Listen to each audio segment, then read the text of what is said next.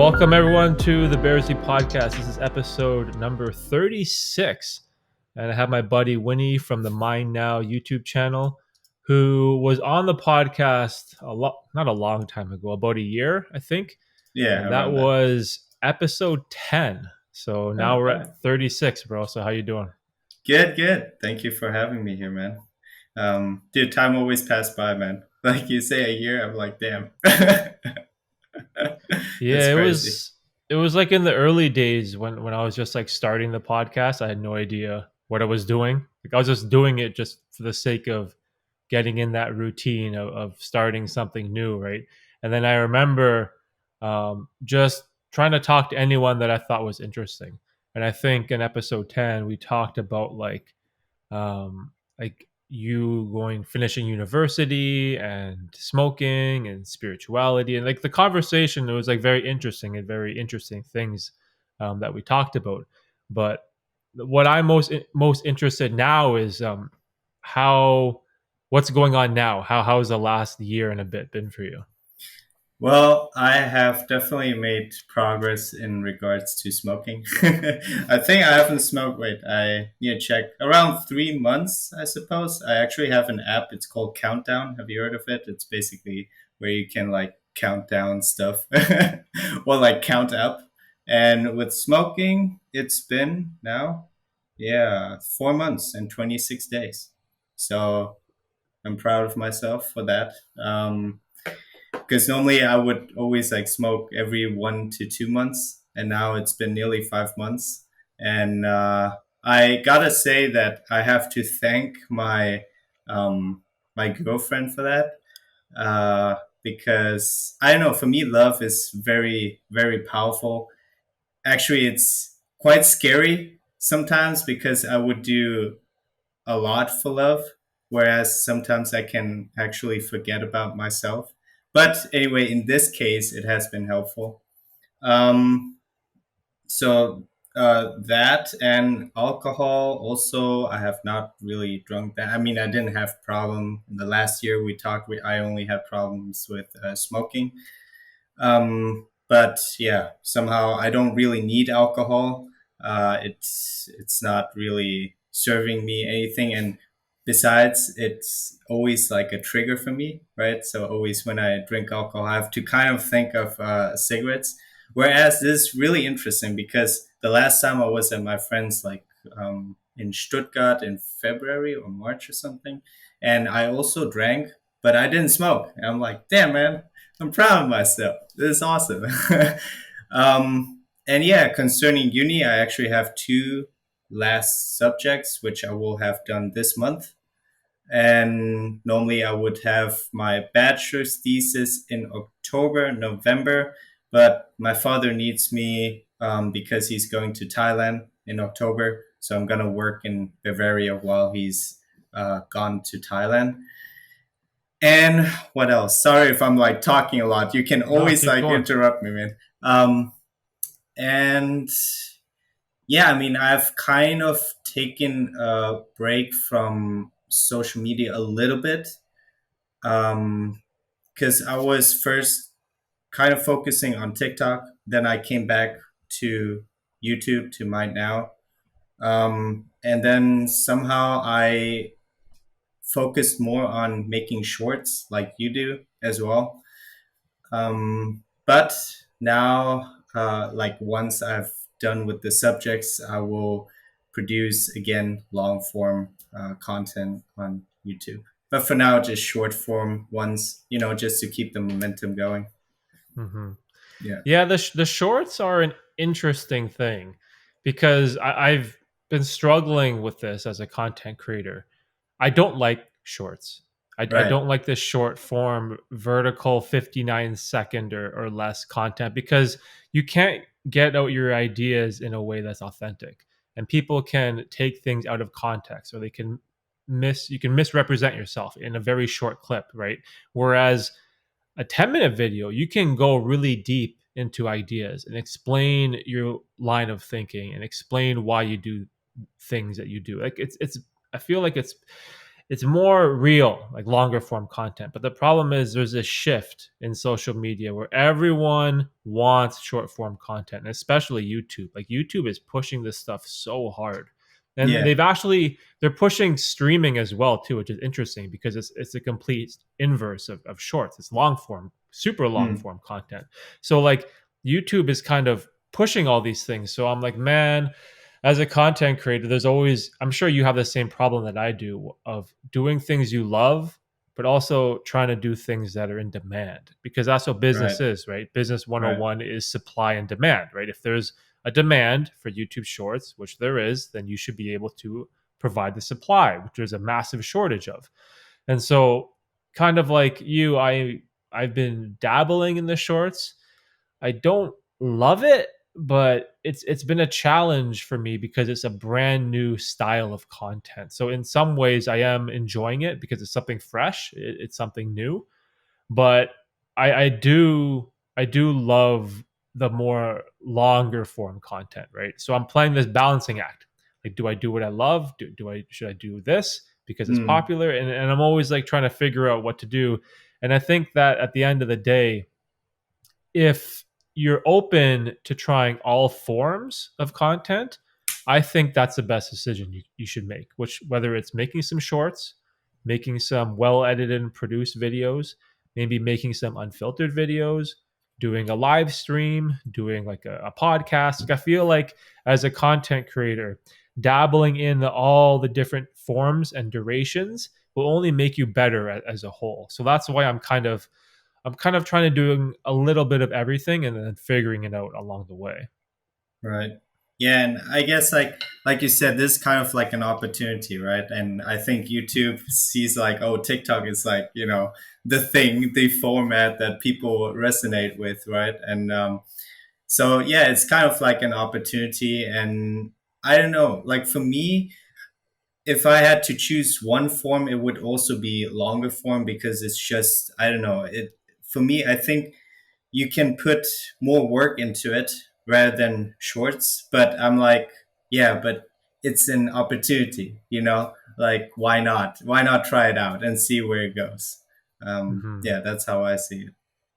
Yeah. Yeah, it's a weird thing because I hate TikTok, Right. and I talk about this on like a there's like this subject that came up on my channel recently, and it's along the lines of instant gratification and Mm, people just being paralyzed by this simple action of scrolling with their thumb, scrolling TikTok, scrolling their feed, and I think TikTok is awful. Like a lot of the content on there, it's just like people doing wild shit, people dancing, people like it's not beneficial in a way, that can create positive change in people's lives. And I know that I'm kind of biased because I love the whole self improvement movement.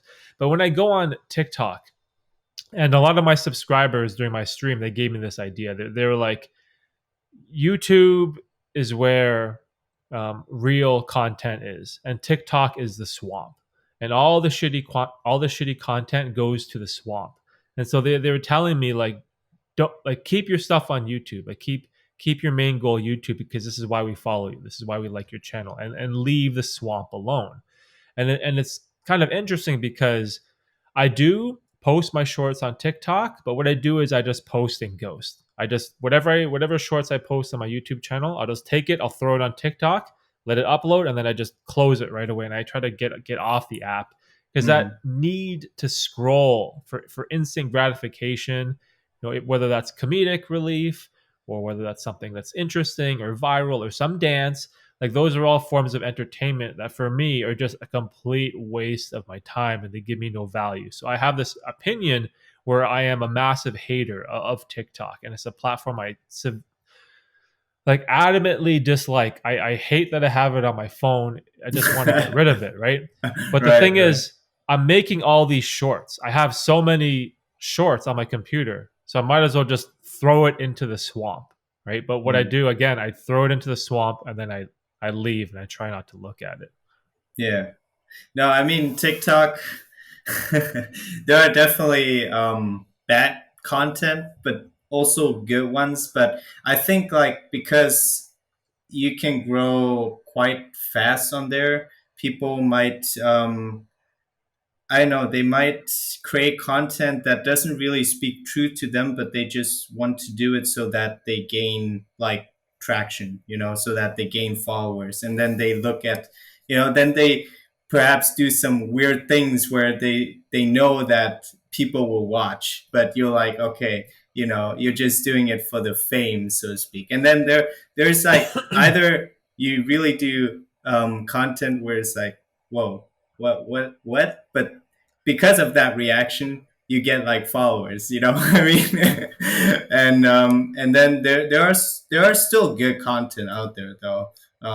But like you said, it's so easy now that sometimes people don't really mm, they get sucked in to that very quickly, you know Mhm. yeah.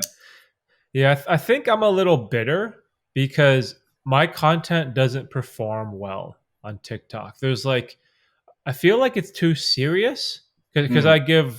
I give like self improvement type advice, life advice, like very practical and pragmatic stuff. And it's funny because when I do post my okay, this will be like the exact same short form video. I'll post it on YouTube and it'll get like a great response. Like comments, you don't get many comments on your shorts, but like I'll get a great response from my viewership because they'll tell me during my live stream, right? So I have that feedback from the people who watch my stuff. But then when I post those exact same videos on TikTok, whether it's taking cold showers, doing intermittent fasting, practicing gratitude journaling, like all these habits that 100% can improve your life, the comments that I get back on TikTok are atrocious. It's just people spewing hate and they disagree and they're just like, they're wild and they're crazy. And I'm just Wow. like, yeah, it's very Interesting. interesting. It doesn't bother me because like I'm so old that that type of stuff I don't really care. I find it Yeah. kind of funny, but Yeah. it's interesting to see the contrast between the platforms from the exact same video and the reaction I get on one side is so positive, whereas the reaction on the other side on TikTok is just so negative, and it's like I think there's two vastly different types of people, right? Because like when you're on TikTok, the majority of people are looking for that instant gratification. They're trying to satisfy that monkey in their brain where they want to see something exciting, something thrilling, something funny, and they want that hit of dopamine, right? And they're scrolling through and they see my dumbass talking about skipping breakfast, right? And drinking black coffee and staring at the wall and meditating. There's like outrage, right? I find it funny, but the contrast is very bizarre. Yeah, yeah. I mean, people go on TikTok to be entertained, and so I think the way to go about it especially with self-improvement, is to kind of combine entertainment with education. But I think I've recently watched your video where you said you're not going to do like storytelling, but just like, just talking to a camera, right? Hmm. That's where your future is heading, I think, with the channel, if I'm right. Yeah, it's like so like you know my channel, it was similar to yours in the beginning. I was really into storytelling. I was really into videography, like the cinematic, going out and taking shots. But what happened was there was this type of perfection where I wanted to make sure every sentence or every paragraph in the video was grammatically correct and backed by scientific evidence. So every subject that I was talking about there was a tremendous amount of research going into all this stuff. This is why I've learned so much about the benefits of fasting and journaling and all these different type of things. But what happened was it got to a point where I would write out my entire video word for word. And it was almost as if it was like a script. And I was just speaking to the camera. Instead of speaking to the camera, I was reading to the camera. And I got to a point where I didn't like that. I didn't like that feeling. It felt very fake. It felt like it wasn't me. It felt like I was an actor or I was like showing people who Derek isn't. Like this isn't Mm. who I am, right? This Yeah. isn't true to me. I'm someone that is not perfect, and I know that, right? And I know that I make tons of mistakes and I take strong stances on opinions that might be in poor taste. And I like the authenticity of going off not of going away from a script, right, and just being in the moment. So what I've done is I've transitioned to a point where I get a lot of my thoughts and ideas out in my journal and out in my live stream and written down in my newsletter. So I have these three different mediums where I'm getting all my thoughts out, right? Just like my old videos, like getting them onto Google Docs, but just getting them out of my mind. But what that's done is it's enabled me to kind of build up this ranting muscle where I can just get my camera, hit record, and because I've already pre thought out all these ideas and thoughts, I can just sort of rant to the camera Mm, for 10 minutes. But if you were to meet me in person, just like now, how we're speaking, this is how I am in person. This is just how I am. I like to talk about things. I like to go off on tangents, and then because I'm always interested in learning new things. I'm always interested in new ideas, and so when I started doing that for fun, I really liked it, and it felt like me. The only problem is, again, those videos, they don't do well, right? Because it's right. not polished. There's no editing. There's no music. There's no B-roll shots. So of course, analytically, those videos are going to do very poorly. And again, I get back to the same problem of doing what I love or doing what I know is going to perform well, right? And so I'm sort of like stuck in this weird position where I'm trying all these different kind of things, but at the end of the day, I'm still trying to find a balance, right? And for me, doing what I love is probably a little bit more important than doing what's successful. But yeah, I'm sure things will change in the future. Hmm. Yeah, I mean, it's funny that you said that you don't really like reading off of your script because it doesn't feel natural or it doesn't feel like authentic. It's fake. Whereas, yeah, yeah, it's weird because like I don't mind that because I like it structured, you know. Mm, But I also get your point of view where you just want to say how you're feeling and how you are, right? Because when you script things out, it's not necessarily how you really are, right? And I think you prioritize more on authenticity and being real and like as if you're like talking to a real human right now. It's not like you're completely fake though when you like script things, but I understand where you're coming from. Like you don't want to just have it like, organized. You just want to, go with your feeling. yeah, but you know what else it also does too? It sort of bleeds into the live stream and then it bleeds into the podcast, right? Because think about my YouTube channel. Before it was very scripted and structured, right? Which is nice as a content creator, but it, as I got into that more raw, unfiltered type of content, that improves my ability to speak during a podcast. That improves my Right. ability to speak during a live stream. So now all three are kind of interconnected.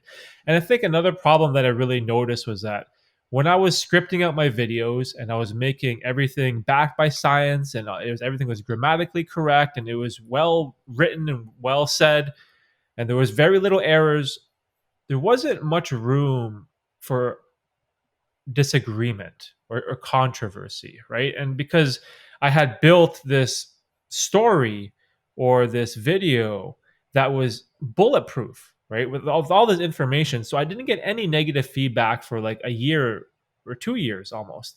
And it wasn't until I started doing the raw, unfiltered stuff.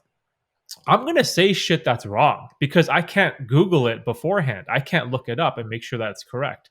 And so now Interesting.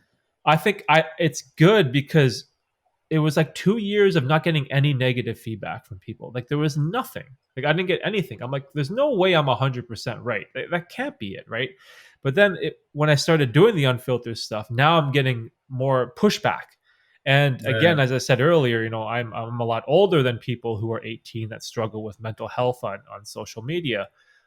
I enjoy the criticism because I can take it because I've gone through like so much bullshit in my life. Like when you're Yeah. 37, the comments and hate that you get from like a 16-year-old on YouTube. It doesn't bother me, right? But now They're like, I hit me, like, hit me. yeah, but it's good because it's giving me perspective. It makes me think about things more. I'm like, Yeah. oh, okay, so you think this way about this, or you think this way about that, and it's again, it's improved me as a whole as a content creator. Mhm. Yeah, I mean, I always thought of, because I have like different categories, and I was thinking of in my mind is where I am also just talking in front of the camera and raw and not, unscripted. And it's very interesting that you say, like, when you're raw and you just, you talk from your heart, so to speak, that you will get like backlash and like haters. Um, Mhm. yeah, that's really interesting. Right, Well, you'll never be right because you can't fact check everything in real right. time, right? Yeah, yeah. Interesting. Nice. Well, yeah. Well, let's see how many haters I'm going to get. Like after every video, I'm like, oh, what are they going to say now? Mm. Yeah, I think it's a very good skill that people need to learn is how to deal with criticism, because you hear about people getting bullied online, right? And you hear a lot about mental health and social anxiety and problems that young people have, right? And things that people say about you, even on something as simple as Facebook, can ruin a child's life, right? And a lot of people are weak. They don't have perspective and they don't have mental toughness that they can rely on to overcome these problems that they have, right?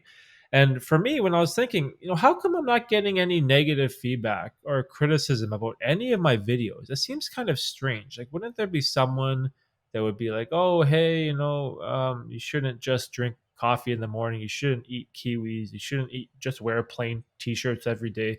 Like, there was nothing. Like, I was hearing nothing from the opposing side. And it wasn't until I did get a little bit of hate. I was like, ooh, that stings. I was like, oh, that no. it kind of like hurts my feelings. And I'm like, Right, okay, right, okay, I see what's going on here. But it's good if you can take that in a healthy way, because right, it builds that like skin. It builds that resistance to that type of bullshit, right? And I think it's an important thing that content creators need to work on, because I have a bunch of friends who are very successful content creators. And there's this one guy, he has like, I don't know, probably over 2 million subscribers.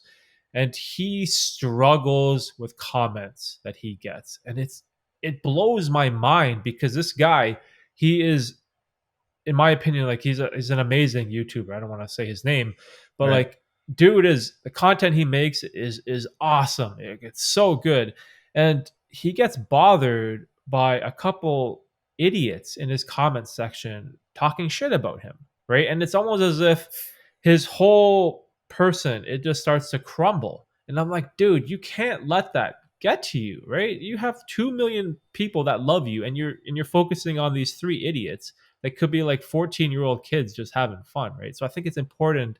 It's an important skill to learn, and that I think that most content creators should focus on. right. Um, I mean, yeah. I guess like when you're like really sensitive, it can get to you. But like you said, you need to work on that, right? Yeah, Mhm. it's like a skill. Like you need to toughen up. Eventually, you're like, yeah, come at me, haters.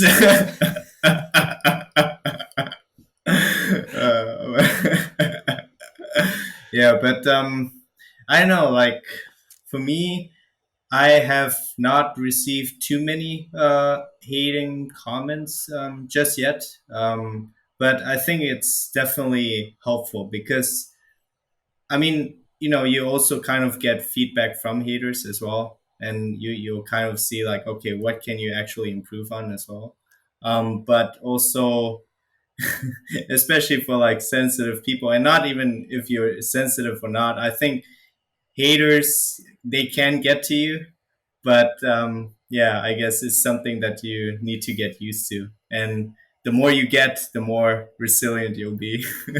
I'm not there yet, but I think I will be Mhm. someday.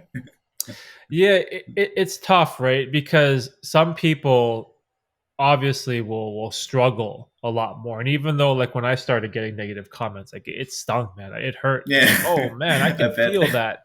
And then like you want to go to your phone and you want to reply to them and you want to tell them why they're wrong and you get all defensive. And then I just like kind of caught myself and I was like, wow, what am I doing? Like I'm ready to go to battle with some kid on the internet just because he made fun of my shirt. I'm like, what am I doing? So I kind of like caught myself in the moment, and I was like, huh, this is interesting. This is really hurting my feelings. I'm like, Right. wow, I'm a grown ass man getting my feelings hurt by some unknown person that I'll never see. I'll never know the real name. I'll never meet in real life.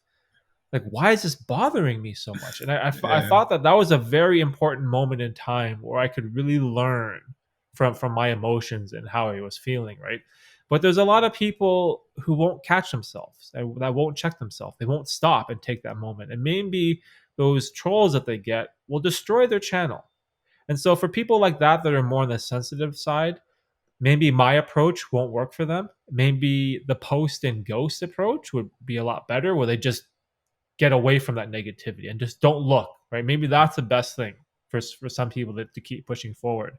But again, it's a skill of learning how to deal with negativity is what's important, right?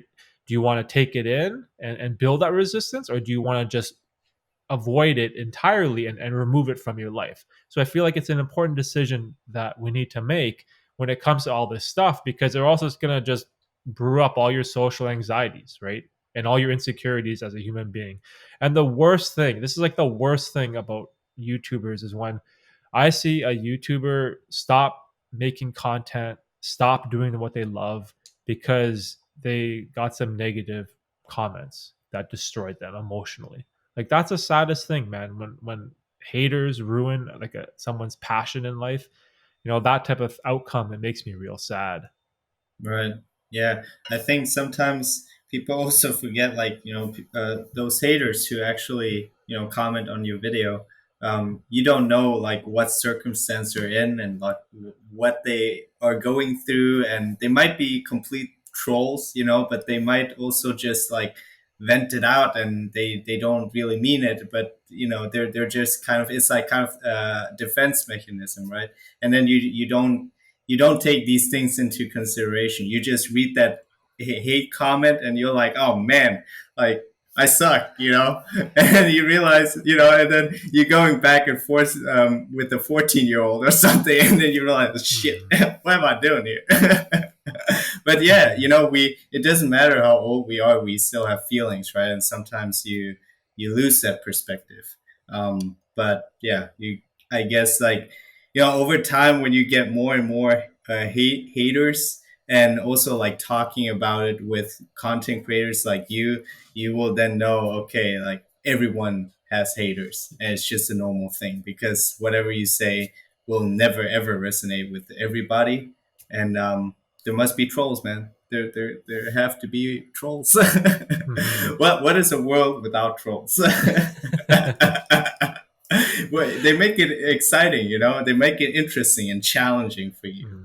right? Yeah, there's some trolls I actually like that they have Right. some really witty comments, dude, like really funny, interesting stuff, and it makes me Right. laugh, man. Like some comments that you see on YouTube or whatever, they're awesome, man. People have a Mm, great sense of humor, but mm, again, it's like, do you have that perspective where you can take it in stride, right? And my whole thing is like, I always want to like help people, especially younger people.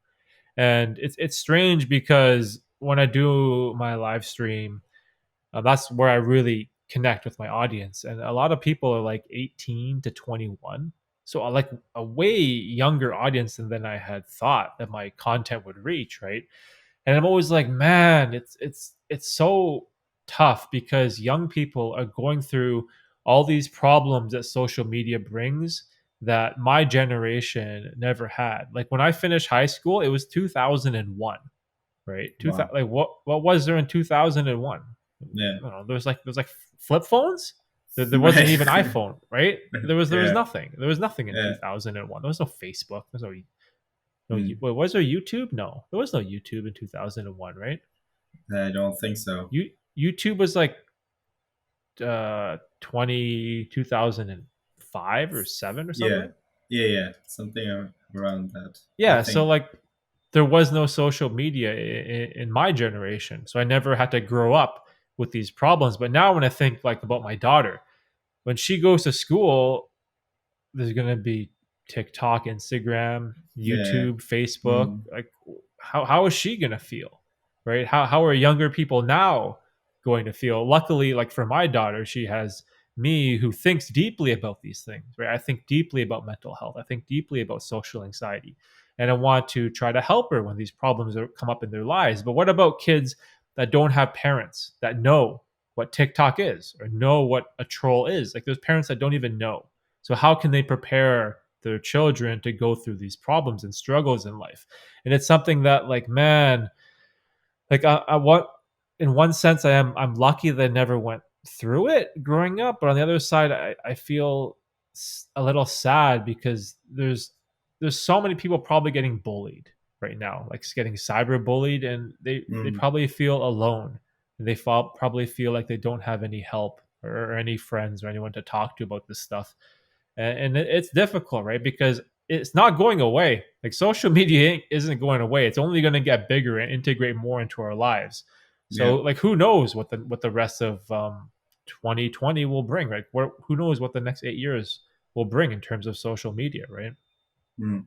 Yeah, it can definitely be very scary. I mean, on the one hand, there's this awesome opportunity, but then it can also get dangerous for consumers, because of this comparison. And like I said, there's just so, I don't know, sometimes, like, even though I really like the opportunities that you have with social media and stuff, but especially now going back to TikTok again, I'm like, what?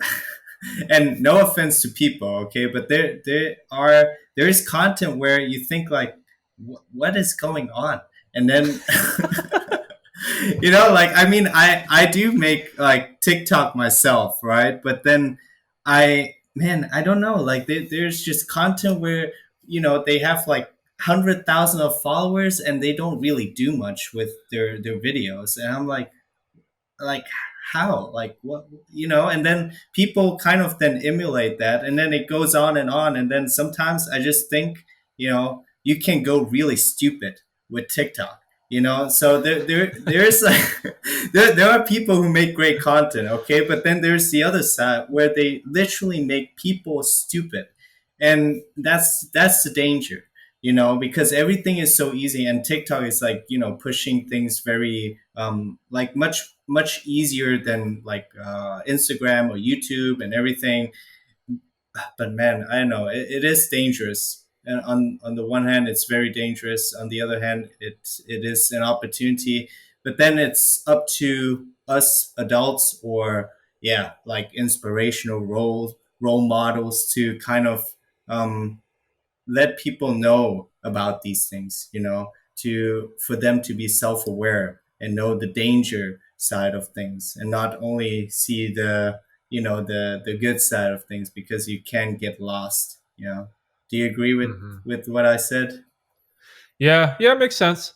It's interesting because, like, me and you, or we have very, I guess, similar niches. I guess we're both sort of in the self improvement realm, right? And I always feel like there's more than enough people doing all those reaction videos, TikTok dances. Like, there's tons of creators doing that stuff, and I feel like people like us who sort of talk about positive things, right? Positive habits, positive things that can make a benefit in your life are very important creators.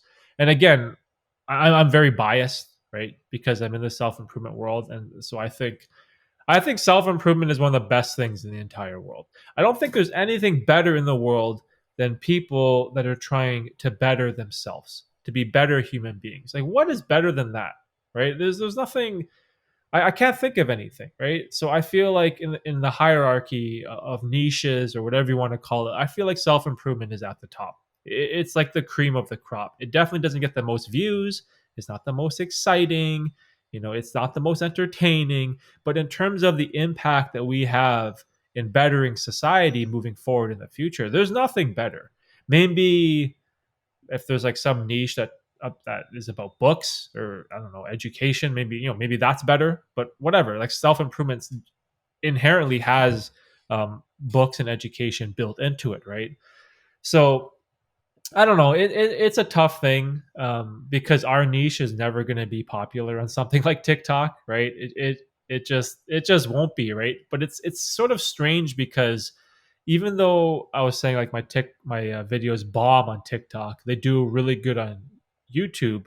But then there's somewhere in the middle on Instagram. I feel like Instagram hasn't fully gone 100% swamp mode like TikTok, and it's sort of like Right. in the middle. I don't know if you've noticed that too, but I sort of get a mixed bag whenever I make an Instagram reel. I think it's called a reel, right? I freaking hate Yes. Instagram as well. Again, I just post and ghost. I throw it up and I just get out of there. It's another like I need less social media in my life. I don't need more, man. I hope there's no more new platforms that come out. That's the thing. Like you never know. Like who thought like TikTok would exist? And now it is here. But I mean, like I said, I think now I can't really say the majority audience on TikTok, but definitely more younger ones. And like to answer what you said before about self improvement on TikTok, the only way how I see it being successful is if you combine that with entertainment, right? Because main people mainly go on TikTok to be entertained, and they just swipe, swipe, swipe. You just need a good hook that's entertaining, but then you kind of like segue it to self improvement, and then you gotta Mhm. be a little bit creative. I mean, I do have a TikTok account, like I said, and I try to portray my quirkiness into it while doing the self improvement. So it's kind of like a creative, and it's more about like self acceptance, self love, and all that, which I also talk about on my channel. But yeah, I think like every social media has their unique twist to it and approach to it. Whereas, like I said, TikTok is more for entertainment, and then you need to see how can you fit self improvement with entertainment, so to speak. Yeah, Mhm. because people Yeah, get like bored really quickly. Yeah, sorry. Go ahead. yeah. My hook on my videos for TikTok are horrible for TikTok because they'll be like instant gratification is ruining your life. You spend way too much on it. Like, you know what I mean? That's what I'm talking about. But and then it's being watched on TikTok. Like it doesn't make any Right. sense, right? It's like Right. the dumbest Yeah. thing that a person could ever do. But I don't care. I'm like, here you go, just throw it. And of course, the backlash is going to be insane, right? It's like Yeah. going Right. to a forum about hockey and then talking shit about the NHL about how it's a dumb sport. You know what I mean? Like you're Yeah. talking down on the platform that you're putting the content on. It's Hmm. just it just doesn't make any sense. But like I refuse to modify my YouTube content for the sake of pleasing TikTok, if that Right. makes any sense. Yeah. Like my intent is always for YouTube first, and then whatever video gets made, it's made, it's done. I'm not editing it for any of these stupid platforms, and I just throw it on there, right? So Right. I feel like that's why mine it will never do well. It'll never do well on TikTok because that's not what it's intended for, right? Right. So, Yeah. but I think your point about making it entertaining, like if you think I'm gonna make a short and you're gonna target it towards the TikTok audience, where you make it very fast paced, you make the hook very entertaining and intriguing in the first like 3 seconds, then yes, I think self improvement definitely can work on TikTok if that's your strategy. But Mm. for me, it's probably never going to be my strategy. Right, right. Yeah. I mean, you also have to. I mean, at the end of the day, it always goes down to, are you having fun? Being on there, right? And does it fit your personality? Like, I think some people actually go on there because they want to just be famous, and then they kind of like they're not authentic.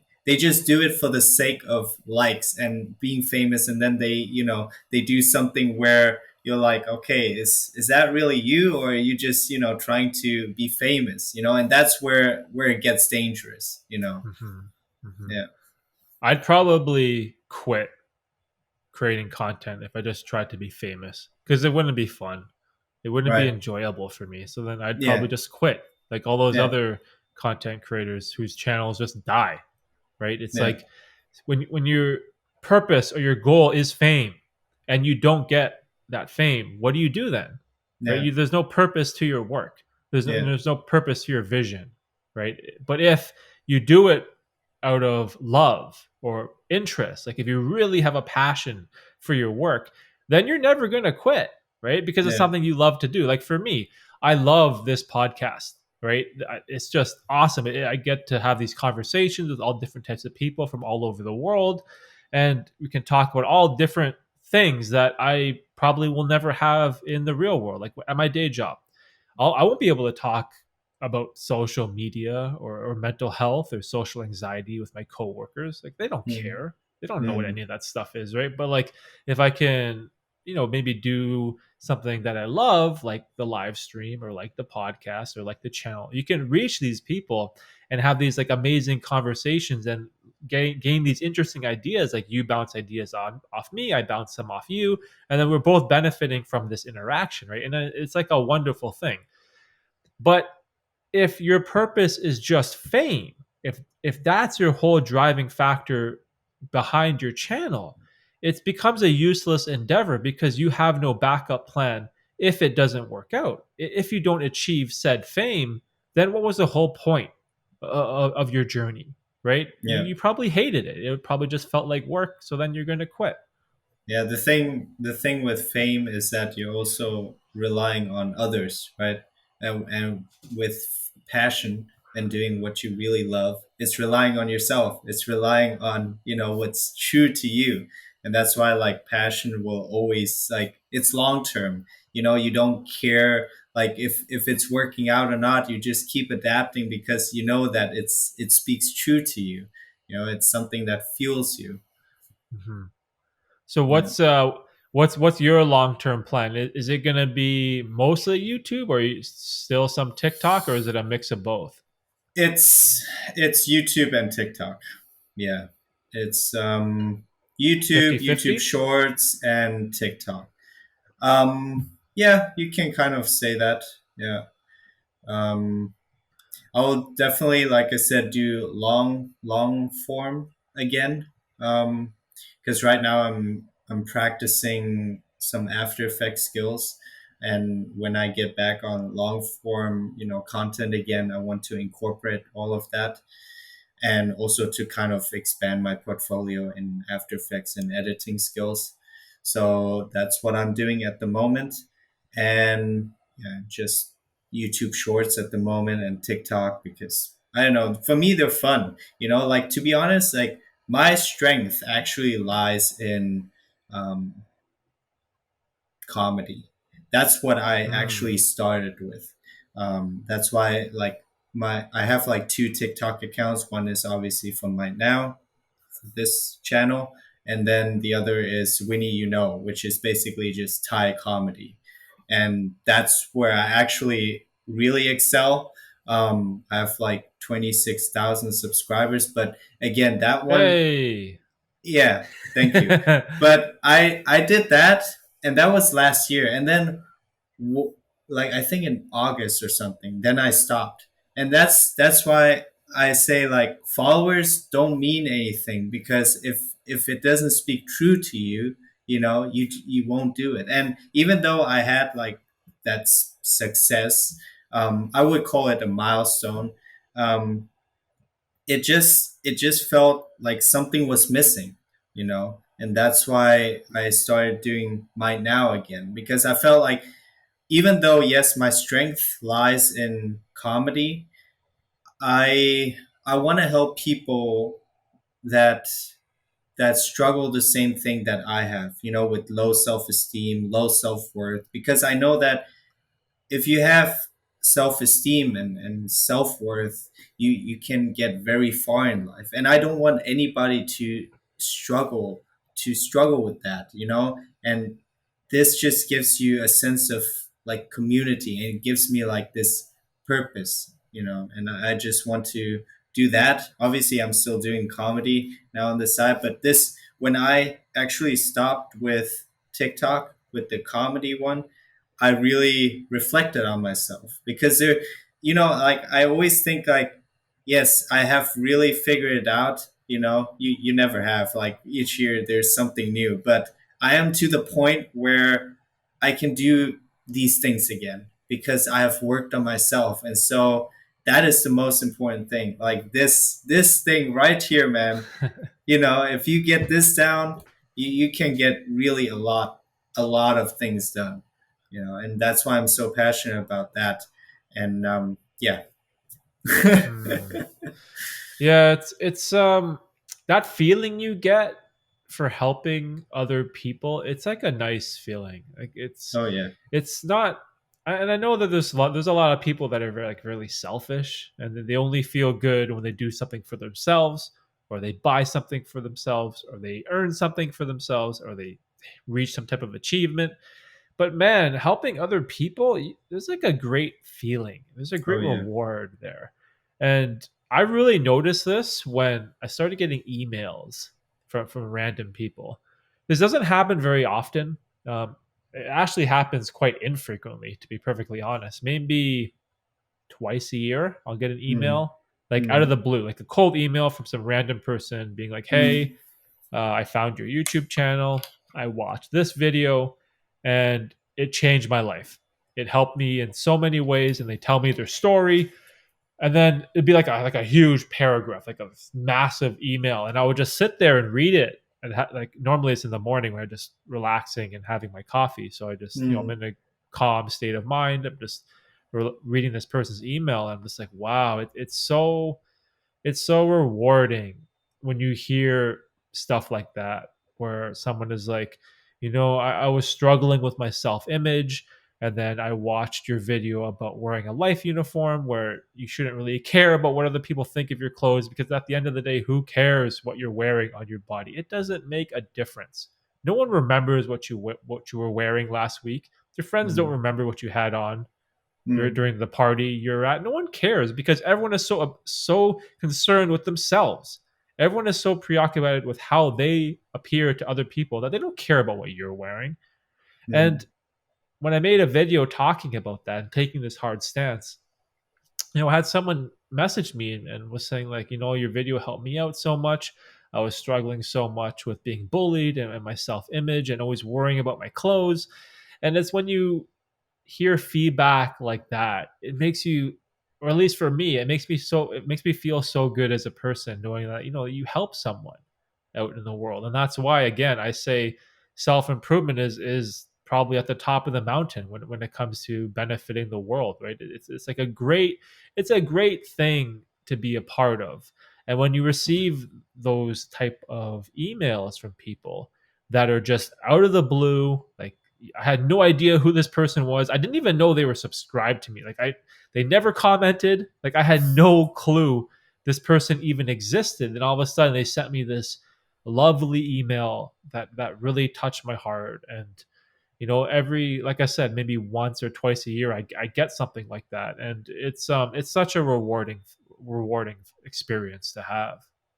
yeah. No, definitely. Like, I mean, you've literally had an impact on a person, and you know that has like such a great ripple effect. You know, Mhm. and you know some people want to have an impact over million of people, whereas for me, like if I just had an impact on one person, that already has a huge difference. Like to Oh me, but yeah. then you know that is also like a personal goal. Like for some people, one person is not enough. You know, but for me, it definitely is. You know, I think one is you make a huge difference. You know, but Hmm. yeah, yeah. I mean, self improvement is something that I think everyone should do. You know, because well, why not? you the lifelong journey of improving yourself. that is what we're doing here anyway, Mhm. but if you're content with your life, then that's okay too.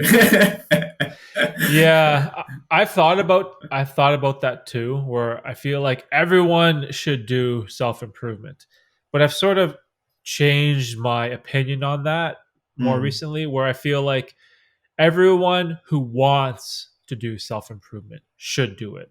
right. There's going to be some people that it doesn't matter what you tell them, it doesn't matter how much alcohol they drink will kill their liver, how many cigarettes they smoke will destroy their lungs, or how much McDonald's they eat will make them fat and obese and reduce their Mm, lifespan. Like some people, you're never going to get through to them, even if you yeah. have like the most like foolproof argument backed by science.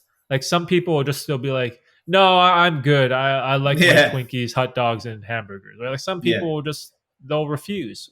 So I'm like, okay. So I kind of stopped trying to reach those people, and Mm, now I'm looking for those people who are on the fence. They sort of want to start self improvement, but they don't know where to start. They don't know what to do.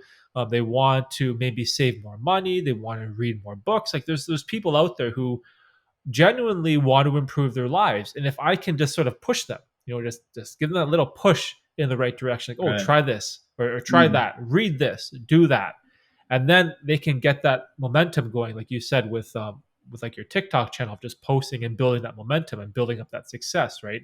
It can mm, snowball out of control, right?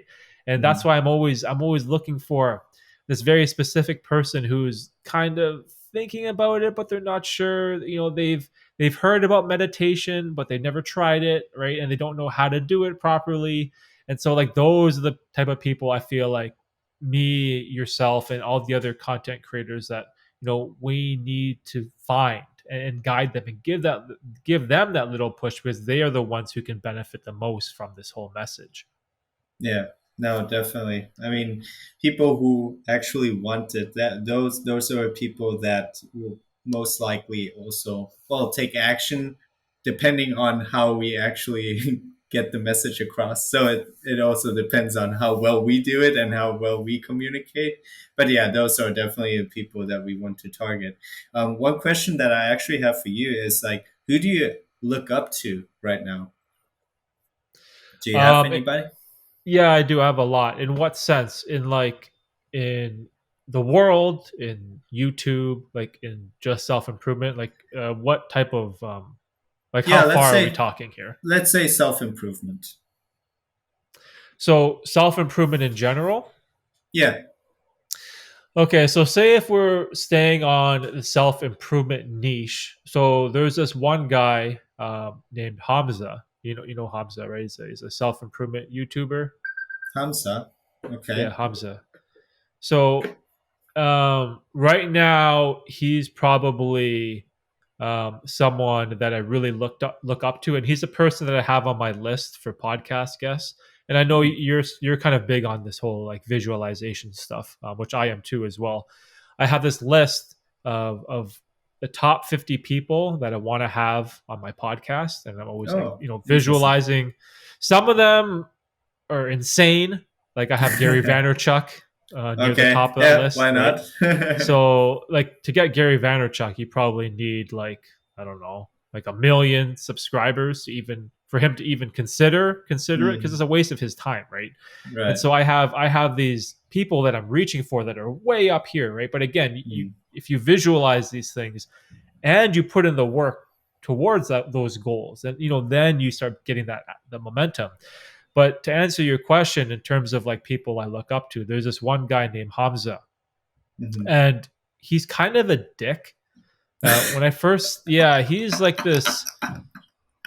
Uh, it's hard because, to be perfectly honest, he's like this arrogant, like asshole guy that I started Okay. following in the beginning. But his Uh, content. Go ahead. What?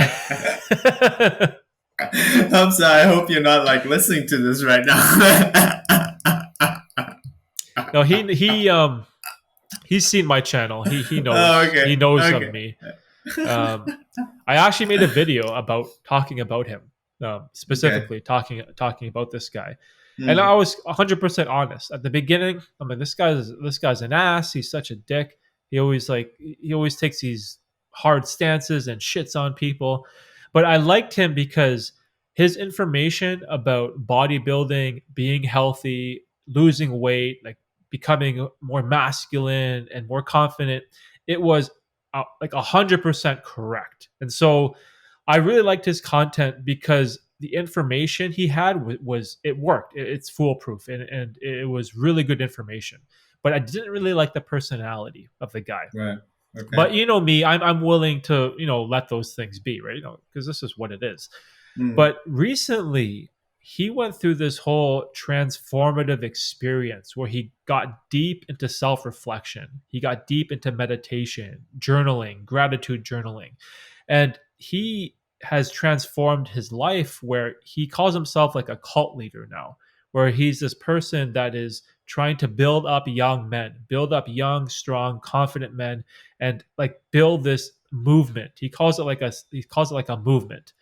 And he started this I don't know what you call it, like a Discord channel, and he calls it like his cult, like I said. But he has like this following of young men that are just working together to improve their lives and build better habits and be better human beings. And I was like, man, I love this. I love all this because I saw the transformative process. I saw the beginning when he started his channel 2 years ago, and he was like this, like I don't know how old he was, like 22 or 23. He was just like this guy that would just shit on people. Like he would make videos where he would rant for like 2 hours talking smack about like Andrew Kirby, like that Andrew Kirby yeah. guy. He's like a Yeah. British YouTuber. And Yeah. he I just know would that guy. rant.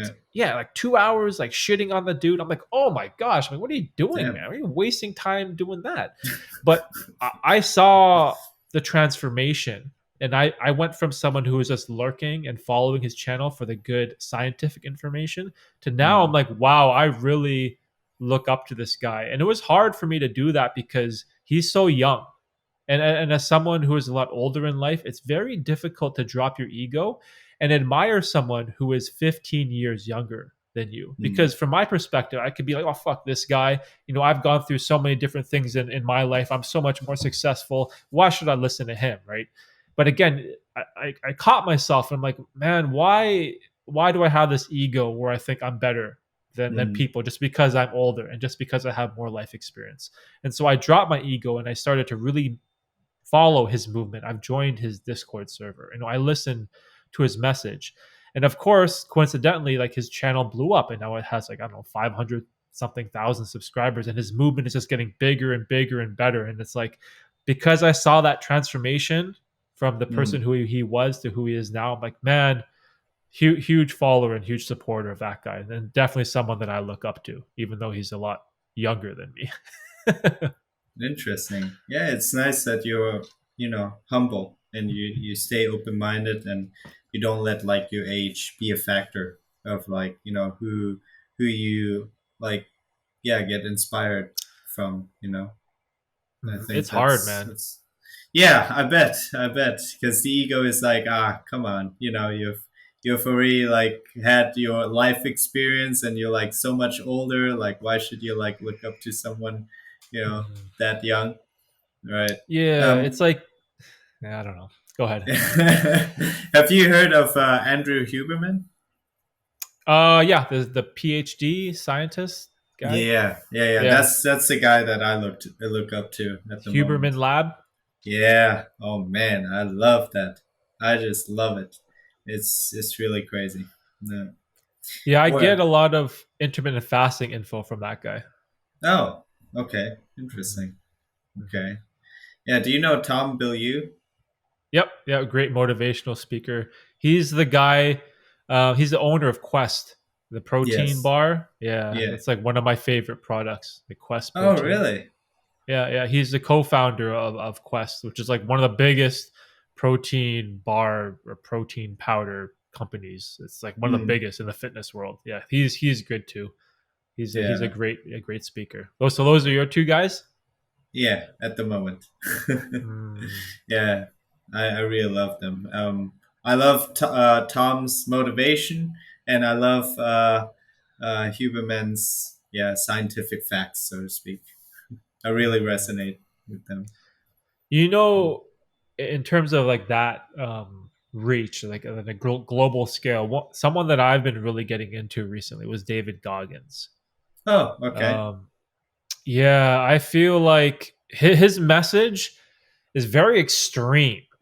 Right. It's pretty crazy because I don't know if you know his story. He's like a Navy SEAL, Yeah. U.S. military, been in the army, like one of the toughest dudes, craziest dudes you'll ever hear about in your entire life. Like he ran 100 miles straight, nonstop, like no training. All he lost all his toenails, his feet like blew open. He Yeah. set like the world record for pull-ups, and I've been really into Goggins because of his mind. Like he is probably the strongest person mentally in the entire world. Like what Yeah. that guy can do with sheer like his mind is unbelievable. Like this guy, like running 100 miles is called like an ultra marathon, right? Mm, Like mm. that's like a crazy thing, 100 miles, and he did it with like 3 days of training, and he just got through it with sheer willpower. And like when he took off his shoes, like the bottom of his feet were like fused to his shoes, lost all his toenails, his Damn. whole legs were all busted, his legs were broken, like his legs were literally broken, and he made it through 100-mile race with just his mind and just how strong his mind is. And it's like that guy for me has really changed the game because there's always like like Huberman has a lot of great scientific information, just like Dr. Mm, Rhonda Patrick or Matthew Walker, or any of these other people. And and then Tom has a great motivational speaking. Like just like there's a lot of people like that too. But when it mm. comes to like strength of the mind, oh my gosh, David Goggins, like there's no one like him. So I've been That's true. really getting into him recently. I don't know if you follow his stuff or not. I don't follow his stuff, but I actually agree with you there. He is really mind, dude. His mind can like freaking destroy a house. He just has to think it. Yeah, he really has like a mental damn like willpower. Yeah, that guy is literally like the motto of if you like put your mind to it, you can achieve it. Like he is the guy for that. Yeah, Mhm. Yeah, I loved his whole story. Like I just finished reading his book. His book was called "Can't Hurt Me." I think that was the right. title Yeah, of it. I just yeah. finished reading it, and his story, where he grew up in abject poverty. He grew up in this place where he was like the only black family in the neighborhood, and he went through racism and discrimination, and he had a terrible dad. He had an abusive alcoholic dad that would beat him, and then he had to escape with his Damn. mother. And he talked about how he couldn't read and he cheated all through high school. And he said like his foundation as a human being was cracked, and he was like 350 pounds, and he was like just disgusting, this pathetic human being. And that's Mm, like the transformation. How do you go from someone who has an alcoholic father, abusive father, beats you. You have to run away from him.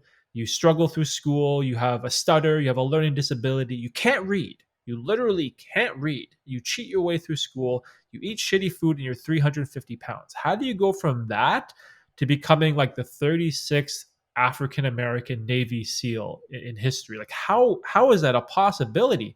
Because his starting point was like so much lower than anyone could ever conceive, right? And that journey of self-improvement that he went through was like mm. one of the most inspiring things I've ever read, because again, it was all like willpower of his mind. He believed in something, he believed he could get there, and he made sure his mind never stopped him from following through. And it was like craziest thing I've ever read in my entire life. Just insane.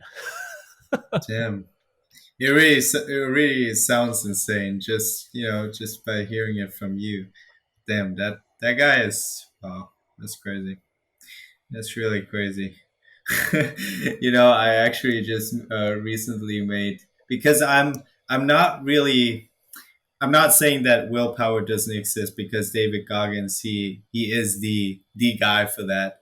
But I mostly rely on systems rather than willpower. Mm, So system is obviously like getting enough sleep, having the right diet, and all of that, and that gives me the willpower to do the things that I'm supposed to do. Or the other thing is if you have like no other possibility, and then you will do it, right? But yeah, for me, I'm not a huge fan of, because if I just ate shitty food, lacked sleep, dude, my willpower, I'm not that strong. Let's just put it that way. Like my mind is not capable of doing such things if I didn't prioritize on my foundation. I'm just not that kind of guy. mhm. But David Goggin is. He just, yeah, damn, he busts everyone mentally. Yeah, I see your point because if you're really into like structure and setting up your environment for success, then you don't need to force yourself to find willpower if you have everything set up for you. And if you make like systems, like if you have systems in place where you go to bed at a reasonable time, you're not getting shit faced drunk, you can wake up at a good time, you have everything planned out and structured, which is great, right? I think I really resonate more towards the David Goggins willpower stuff Mm, because I have almost zero structure in my life because there's some days where my daughter will wake up at like 3 in the morning and she won't sleep and she's just screaming. And so there's nights where it's like maybe I get 2 hours of sleep. And then after right. that I gotta go to work, right? And then or there's like animals in my backyard, I gotta fix that, or like there's always like shit happening. Like my roof is busted. I just fixed my roof last week. And so I'm in this very peculiar position where all my morning routines have gone completely out the window. Like I used to make a lot of videos talking about morning routine because I used to be Mm, someone that I'd go to bed at 10 p.m. every night. I wake up at 5 a.m. every morning, and every morning I'd go through my ritual of writing in my journal. What am I thankful for? Having my black coffee, having a 5 minute meditation session where I just calm my mind and just start the day with a blank slate. Then do mm, my workout, right? Do my mm, workout routine in my garage, and then it's like 7 a.m. Then okay, let's start the day. I've got mm, all these wins. I have all this momentum. This is awesome, right? But now all my routine is gone. There's no structure, there's no systems in place, there's nothing because the chaos that comes with becoming a father, you can't plan around it. It's just so random at times, right? So I've got to this point where I need to find ways to dig deep. I need to mm, find ways to dig for willpower. Like when I'm up all mm, night, I go to my day job, right, where I'm lifting heavy boxes. I'm physically exhausted. I come home, read books with my daughter, put my daughter to bed. And again, it's at 10 p.m. time where normally I got to go to sleep. But now mm, I have to find more. I got to mm, dig deep in myself and find more to create that YouTube video, to write mm, that newsletter post because I mm. don't have a choice, right? So Yeah. this idea of digging deep mentally and doing stuff when you feel it feels like you got nothing left. Like I've given everything I've got for the whole day, and there's I'm destroyed. I'm beat down. Mentally, I'm exhausted. Physically, I'm tired. But just finding ways to just dig deep for maybe 30 minutes, and I can record a quick YouTube short, or I can record a Mm, quick video here, or whatever mm, it is. And so that's why, again, it all depends on your stage that you are in your life, and having the systems like what you do and the structure, I definitely think that's the best thing. It's definitely the best for your health and long-term consistency and longevity. But it's like when you have a family, it it's different. destroys all routine. Yeah, Yeah, so I it's bet. tough. It's tough, man. I bet. Yeah, I mean, I totally understand, man. Like when you have a family, it's definitely different, and especially at the beginning, when you're baby, like you won't have like the regular sleeping schedule, and like what you've already said, and what I wanted to say is that you have no other choice, right? I mean, if your daughter wakes up in the middle of the night, you can't just be like, just let her cry, Oh, you'll be a shitty father, you know. So Yeah. you have no other choice. You have to. So I think that's why I understand why you resonate more with David Goggins, because he literally taps into willpower. It doesn't matter like what circumstance you are in, you have to do it because you have no other choice, right? Mhm. But yeah, Yeah, it's like when you got nothing left in the tank, what are you gonna do? Like I could be a shitty father, just like David Goggins' father. Then maybe my kids will become like David Goggins, but right. probably not. Probably not. Right? Yeah, And it's yeah. it's tough because it's gonna get even crazier because my wife's pregnant right now and she's due next month. So we have a second Oh, baby coming in July. congrats. Yeah, thanks, bro. That was part of why this whole move happened. I don't know if you were following the timeline of my channel, but like recently, I just moved 2 months ago. We had to get a bigger house because we're running out of space and Yeah, I couldn't. remember you were struggling Yeah, finding a house. yeah. It took almost a year. It was a very Shit. tough financially. But Right. again, it's like there's all this stuff. It depends where you are in your life, right? Are you in university? Are you in a 9 to 5? Are you trying to start a family? Like Mm, everyone's uh, objectives and priorities are vastly different. But I feel like again, if you can tap into the right self improvement ideas that are applicable to your situation, then mm. they can only better your life, right? Yeah, yeah. I mean, I guess like that's why I'm like very I don't think you do talk a lot about, I mean, when you do self-improvement content, you don't really talk about how your family life is, right? Do you? Not really. Maybe on the Right. live stream when people ask, Hmm. I'll kind of talk about it. Like I'm someone who's open to talk about anything. I'll talk about Mm, everything. I'll talk about politics. I'll talk about religion. I don't care. I'll freaking talk about whatever taboo subject that society has deemed. mm, But like family for me, it's like a big part of this whole journey. And I've had this dream, this one dream for so many years where I wanted to buy a house for my family. I wanted to have a basement where I could create a studio and I could have a space to do the work that I love and just mm, do that for the rest of my life. And it's getting there. That mission or dream that I've had. It's something that I've been working towards. This is like the whole goal. Because when I talk to people, people ask me for like financial advice or they ask me about finding their life's purpose. I'm like, okay, if you want to make money or you want to be successful, what do you want to do with it? What is the dream? What is the end goal? What's the point of making all this money if you don't know what you want to do with it? Like, what is mm, the end goal? What's the end game? Right? And a lot of people, they have no idea. They just want to make money to pay their bills, or they want to make money, I don't know, to buy a nice car. Like, do you want to retire your parents early? Do you want to travel the world? Do you want to escape your 9 to 5 day job? Do you want financial freedom? Like, if you have a very, very clear goal of what you want to do with money, then you can kind of work towards that. And my goal this whole time has been crystal clear.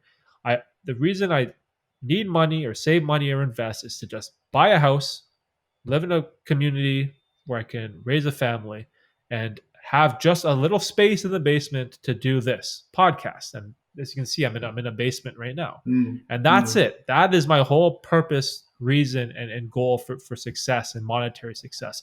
I don't care about my car, don't care about my clothes, I don't care about going on vacation, none of that shit. Music, concerts, don't care.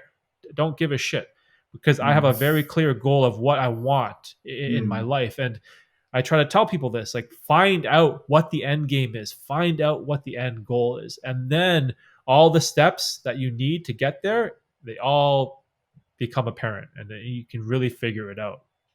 Right. Do you actually like write down, okay, you say you want your end goal to what you just said, and then do you do then month by month, like by this month I will have this reach, or do you actually just do whatever it takes to get to that goal? So right now, because I had this massive goal for just like a house, and I got it 2 months ago. So this is like our forever home. I'm never moving. I'm probably never moving again. But right now, I have goals like in my journal in the back. I don't know if you can see it. Like Interesting. I have my goals for the end of the year. If can you see that? Oh, yeah, yeah. All right. Okay. Yeah. So I have 100,000 like subscribers. All right. Yeah, so I have daily like to-do list stuff, but I have like goals that I write down for the year, like more Okay. long-term goals. And then Hmm. every morning I open my book, flip to the back, and I look at it, and I remind myself these are my goals for the year. This is what I'm working towards. This is my purpose. This is my mission, and it's very clear in my mind. It's not like, oh, should I do this? Should I Hmm. buy this new car? No. Is a new car part of my goals? No, it's not. So I'm not buying the new car. It's very simple. It's very easy when you have it set out like that. Hmm. And I'm free from distractions. Like my friends are like, Hmm. oh, you want to go play a round of golf? There's a golf Hmm. course across the street from my new house. And I'm like, no, I'm good.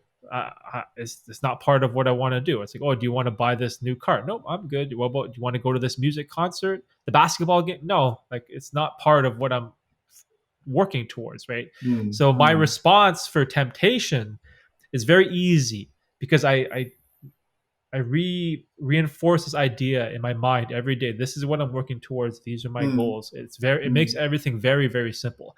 I guess this is the only structure and system that I have left in my life that works, right? Like, because like we said, like the sleep and all the other stuff, it's completely out the window.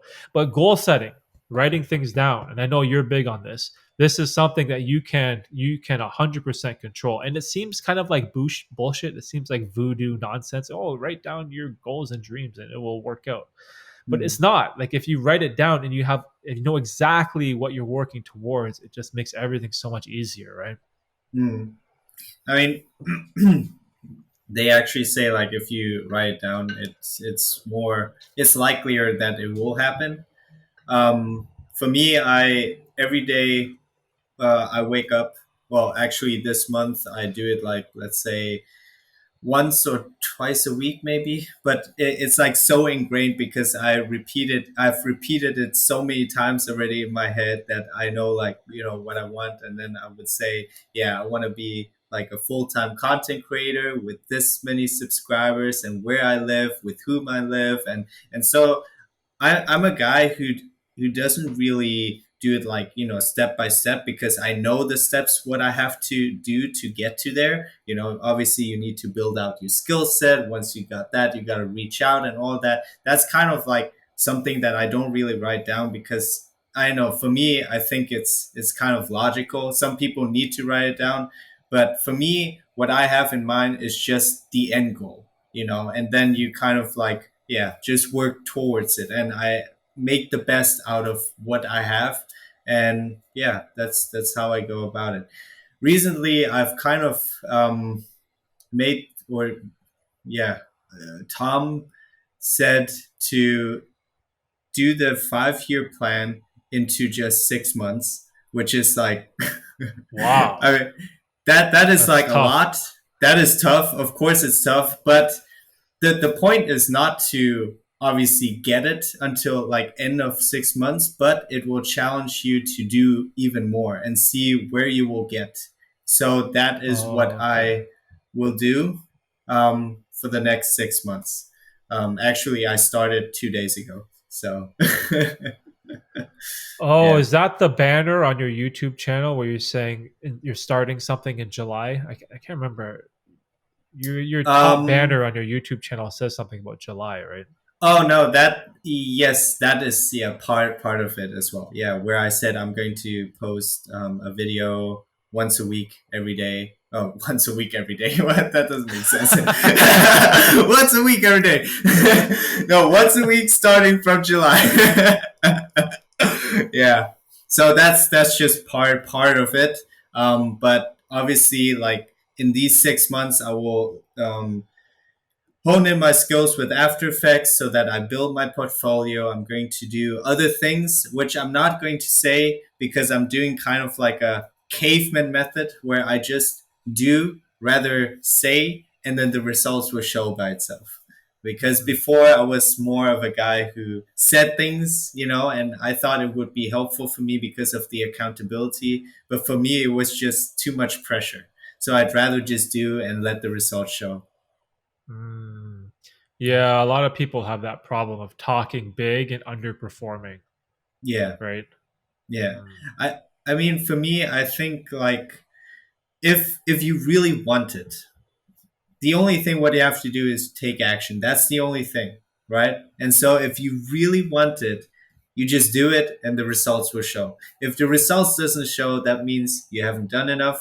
You need to work on whatever is like lacking. You don't have to tell anybody. Of course, it's helpful for a lot. For me, it's not. I've tried it in the past and it just didn't work out. So Mhm. yeah, Yeah, some people are just taking that action. It sounds very simple, but it's a roadblock for a yeah, lot of of people, course. right?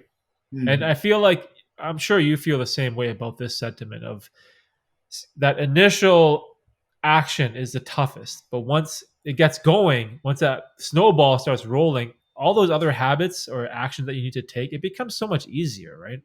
Yeah. Exactly. Yeah. Then you have like kind of the momentum. Like it's kind of like you're rolling this rock down up this hill, and it's like so hard. But then once it goes over, phew, it's Mhm. much easier. So, but yeah, I mean, bro, like saying things is just so easy. I can literally be a motivational speaker, just saying, talking, because I can do it, but like doing it is the hard part. The saying it is easy. Anybody can actually be a motivational speaker. That's why like a lot of successful motivational speakers, they do it after they've already done it, but some Mhm. just become like this guru, and then they actually make money off of it, even though they haven't really done it. They're just motivating Yeah. people, even though they themselves don't do it, you know. And by the way, I was that person in the past. I mean, I didn't make money, but I was preaching more than doing it myself. I did do it, but then eventually I stopped, and so I felt just like a hypocrite because I already said it, but now I'm not doing it anymore. And then thus Mhm. the pressure kind of came over me, and I was like, just do, don't say do. Results will show anyway. Yeah, exactly. There's like a tough, I don't know if not tough is the right word. There's like this unfortunate stigma that gets attached with self-improvement and self-improvement gurus, that you have a lot of people who talk big and they try to motivate people and they sell books and courses and speeches, but they haven't done shit, right? And there's like this horrible trap where the self-help world, it's like there's all these people making money off of it, just trying to motivate other people, but they haven't accomplished anything in their life. And this is why I sort of like YouTube, because you can document the journey and people can really see where you've come from in terms of editing, how you speak, this is the stuff you talk about. Like even for me, for example, like I'm trying to reach this goal of becoming a full-time content creator where I have this space and do the work that I love. And from my videos from 2019, you can see I was like out in the park with my GoPro because that's all I had. I was didn't know anything, and then I was like in my basement at my old house, and I had a tiny little studio. It's like this like guest bedroom that I converted into like a tiny space, and like you can see the progression. You can see where I was struggling and where I wasn't achieving anything, to hopefully maybe this year or maybe next year in the future you can see the things that I've been working towards and I actually achieve them. So then that I do the stuff, I do the shit that I'm talking about. Whereas some of these other like gurus that have these seminars, oh, come to this seminar, you can learn all these secrets of life. But it's like, well, what have you actually done? Right? Do you have a Mm, podcast? Do you have a website? Do you have a newsletter? Do you have a YouTube channel? Have you built anything? Have you built anything tangible? No, and a lot of time there's nothing, right? There's nothing there, and it's just like bullshit, which is why like I love all this content creation and stuff, and it's a big part of why I do the podcast. Is like I love talking to other creators. I love promoting their work. Like my benefit from the podcast is the conversation we have. I learn ideas that you talk about, and then in return, I want to try to have as many content creators on as I can and promote their work. And hopefully the podcast blows up and I can like push them viewership. I can really help out people that I think are good creators and have this like interesting message. And it's wild because when I started this whole journey, like in 2019, you were one of the people I found early, right? And then I can't remember how we met or we talked or whatever, but a lot of the other people that I first started talking to, they've all quit. They're all gone. Like Oh, really? when we started, yeah, like I had this like kind of small core group of people where we would watch each other's videos. We would talk sometimes on Zoom. We would a couple of them had I've had on my podcast, and now when I go back to their channels, haven't posted in a year, haven't posted in 9 months. Like a lot of those guys are gone, right? And Right. it's interesting to see that you're one of them that's still here. Yeah, I mean, it can get very daunting and scary because a lot of people want fast results, and some people do get fast results, but they always forget that that's them. It doesn't mean that that will happen to you. Like if you're still you continue doing this like you are or I am, it's because it's truly important and we're patient. We're trying our best to make the best out of it and constantly adapting. And I always like take responsibility for every result that I get. Like I also know that the reason why I'm not a full-time content creator now is because I've either not done enough, I'm not a good editor yet, right? I think yet is just the most powerful word, because I Mm. think you can become really good at anything, but it's just yet. You're not good enough yet. I mean, it's obvious. Like everyone who is successful is because they're good. People want that. People resonate with that. And so if I'm not there yet, that just means, well, it's not what people want yet. And so you can either improve yourself, or you can quit. So yeah, those are the only two options. Yeah, that instant result thing, that's a big trap. Oh yeah. That's a you know what though? I think in in a couple years from now, I think me and you we're gonna be happy that we grew slow. Because if Oh we were yeah. to blow up in that first year on YouTube, Mm, our perception of reality of how good we are as a content creator, it's gonna be flawed, right? true. You're probably like True. say if your channel blew up, you're probably gonna be like, oh, I'm this like amazing YouTuber, my video editing is so good. But then you'll never have that drive to work on After Effects, like you said, and maybe it would just fall off, and then your channel would like fall into obscurity, and it would die, and no one would want to watch you anymore. But I think it's good that by me and you kind of growing slow and gradually, it's given us time to be like, hey, my videos suck. This video wasn't very good. This editing is kind of clunky. I need to fix this. I got to work on this Yeah. sound design. Like it forces us to look for ways to improve. Whereas some other people who blow up in the first 8 months, their perception of who they are or their ability as a creator, it's incorrect, right? And there's gaps there in their ability. And so again, I'm not 100% sure, but I feel like we are going to be grateful in the long run that we have this gradual progression over time. Yeah, no, definitely. I even it's funny that you mentioned the long term because I actually have a countdown for no expectations for video, YouTube, and TikTok for 10 years. 10 years, man. Wow. Damn, you're playing the long game, bro. Yeah, of course. Yeah, that's Mm. why, and this is what actually keeps me sane as well. Because like sometimes it does happen where you fall into this trap. Oh, why didn't this get enough views? And then I'm like, oh wait, man, you have 10 years, and in these 10 years, man, like you can get really far, And what I'm actually afraid of is, unless like you're really good at editing and you've figured it out, then okay, by no means. But if like your viewership is like this, and then just one video goes like this, that I don't know. For me, I'd rather have it like this because then you can see, okay, you've actually improved over time, you know. But then if it just hits like that, then you know, okay, maybe it's a topic that you resonate, or YouTube algorithm just blessed you somehow. But then you're like, shit, man, like now there's like this immense pressure on you because you know that you're not really there yet. How can you then sustain that, you know? And yeah, that's why I'm rather going like this. That's my way to go. More patient, more long term. You can improve over time, and this way you really earned it. You know, Mhm. again, unless you're really good at it, then by all means you deserve it.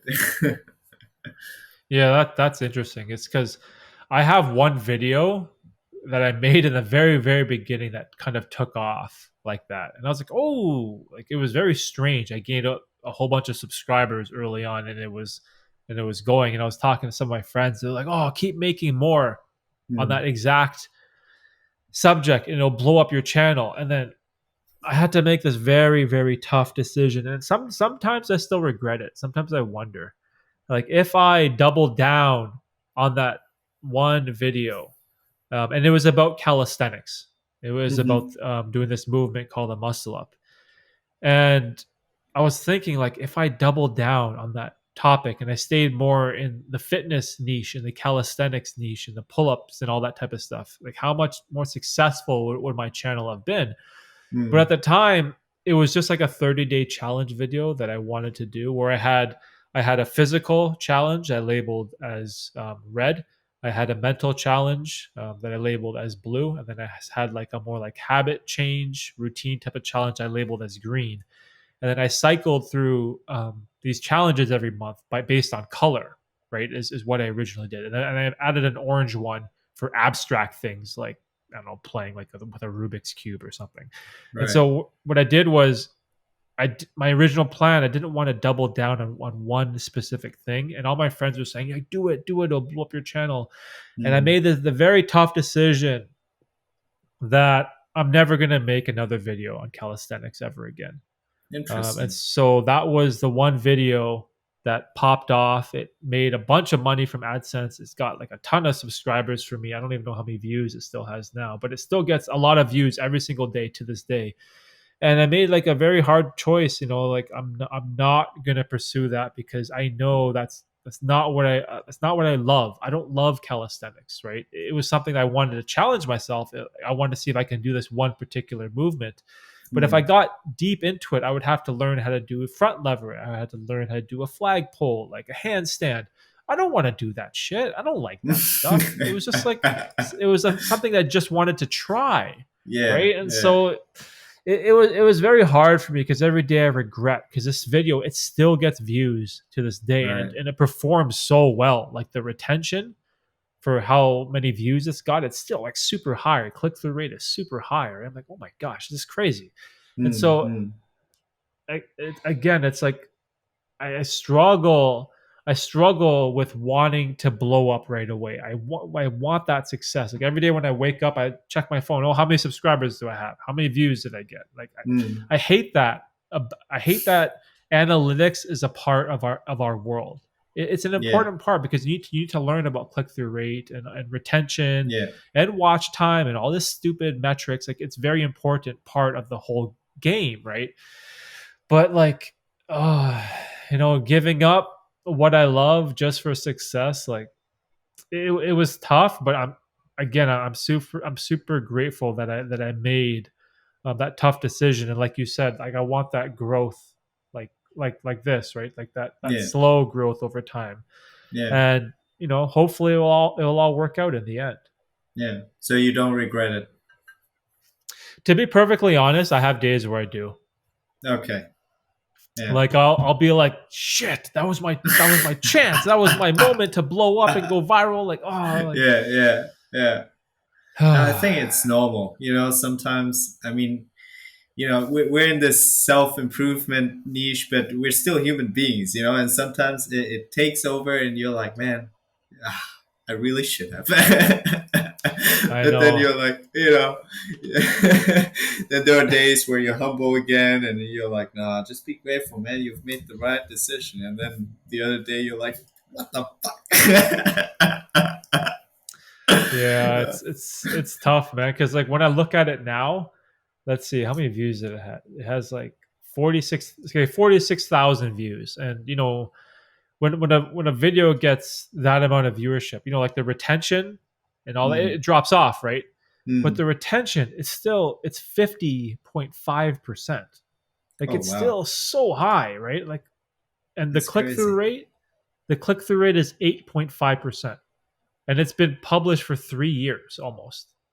It's That's been in crazy. August, it'll be three. So like the analytics behind it's amazing. Like every day it Yeah, gets views. Every single day it still does well. And I look yeah. at it and I'm like, there was one day I was thinking hard about unlisting it Right. because it Ooh. doesn't Okay.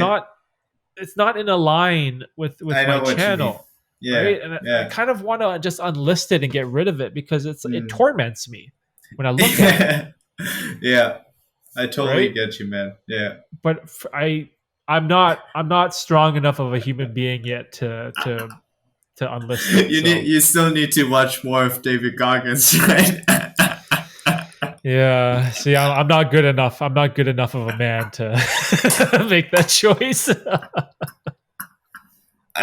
No, it's all good, man. It's normal, uh, bro. It's so normal. I See, mean, but no one knows these struggles that we go through, right?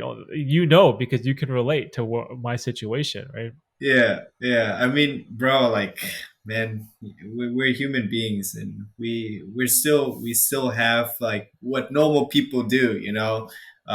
We're self aware. We try our best to make the best out of our situation.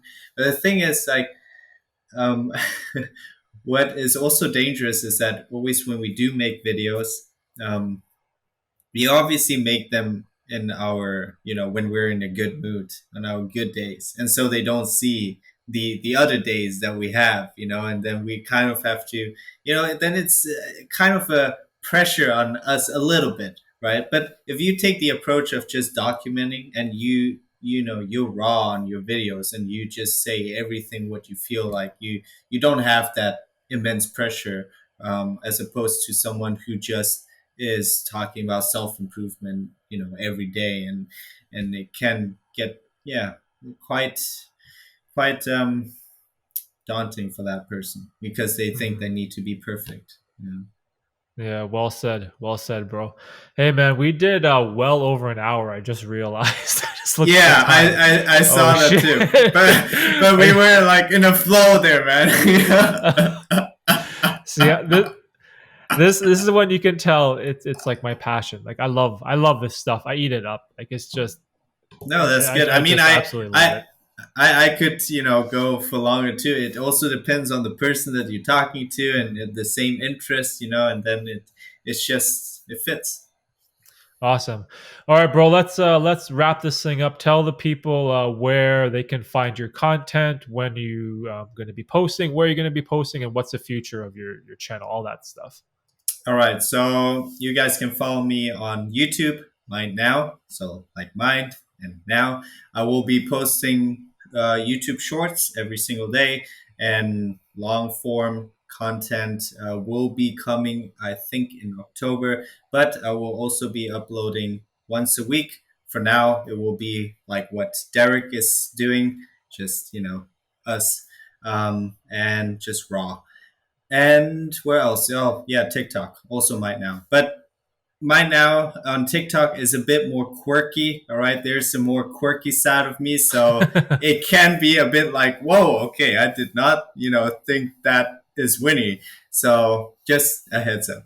And if you like Thai comedy, I know this is not really in alignment. You can also follow Winnie, on TikTok, but that's just a side thing. All right, yeah, I think that's pretty much it. Oh yeah, the future of my channel, I will continue posting until I become a full time content creator.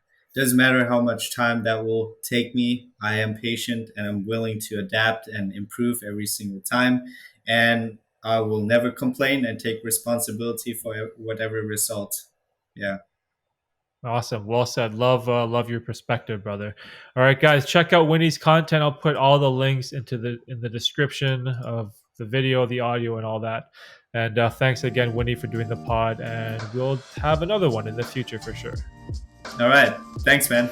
Yeah, man. All right, guys. Peace. Peace.